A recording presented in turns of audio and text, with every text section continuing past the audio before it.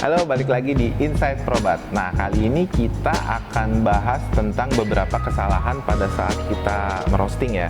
Kurang lebih, tapi disclaimer dulu, semua yang ada di Inside Probat itu murni dari pendapat kami atau dari pendapat saya pribadi yang mungkin bisa terdapat kesalahan. Mungkin kalau misalnya ada kesalahan, kalian bisa koreksi di kolom komentar. Thank you. Di Inside Probat kali ini, kita akan bahas beberapa kesalahan pada saat melakukan roasting. Oke, kurang lebih dari pertama dulu nih, dari green bean-nya dulu. Dari green bean itu mungkin dari sisi storage-nya dulu, kalian itu dari sisi storage, kalian itu memang harus naruh si green bean itu dengan suhu yang memang harus selalu dipantau, kelembapan yang harus dipantau. Kemudian berikutnya itu kalian terlalu terburu-buru pada saat merosting. Maksudnya adalah mesinnya itu tidak di warming up dulu.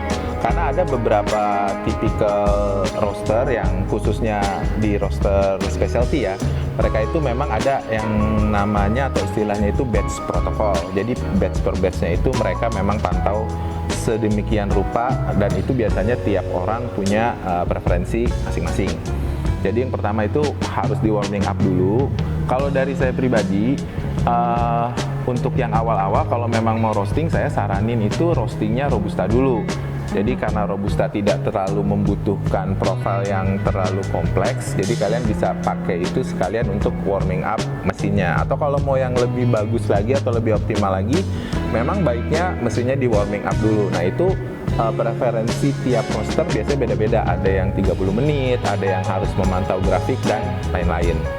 Kemudian yang berikutnya itu kalian tidak mempersiapkan profil roasting kalian sebelum roasting. Jadi si green bean itu biasanya kan dia harus dicek dulu nih dari mulai kadar airnya, kemudian kapan mereka panennya, kemudian density-nya seperti apa, karakter beans-nya seperti apa. Nah dari situ kalian bisa buat profil roastingnya, kira-kira beans ini mau dibuat seperti apa, dimaksimalkannya seperti apa.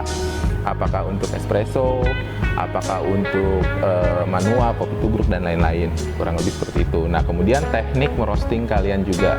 Teknik merosting itu juga harus diperhatikan, karena kalau enggak, itu kalian bisa istilahnya bikin si beansnya itu defect. Defect itu ada macam-macam.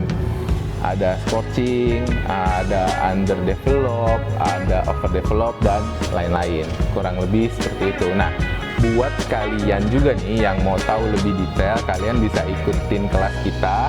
Kelas kita itu bisa diikuti oleh nggak hanya untuk yang punya mesin probat aja. Jadi oleh umum pun kalian bisa ikut, bisa daftar, kalian bisa kontak kita langsung di IG kita, bisa via DM, bisa juga kontak WhatsApp yang ada di profil kita gitu. Oke guys, sampai ketemu di Inside Probat berikutnya. Bye.